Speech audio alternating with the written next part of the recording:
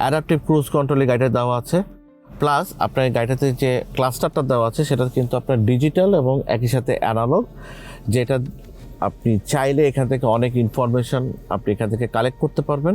আর mobile phone connect করে নিলে আপনি চাইলে এখান থেকে হ্যান্ডসফ্রিভাবে মোবাইলটা অপারেট করতে পারবেন। বাট এখন কিন্তু আপনার লেন ডিপারচার বা হোন্ডা সেন্সিংয়ের অন্যান্য ফিচার অপশনসগুলো আপনি চাইলে কিন্তু এখানকার বাটন দিয়ে আপনি ব্যবহার করতে পারবেন।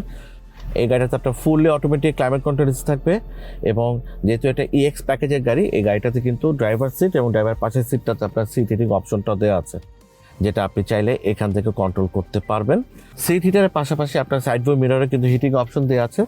সো এটা রেইনি সিজন এবং ফগি টাইমে আপনাকে বেশ হেল্প করে ড্রাইভিং করার সময়।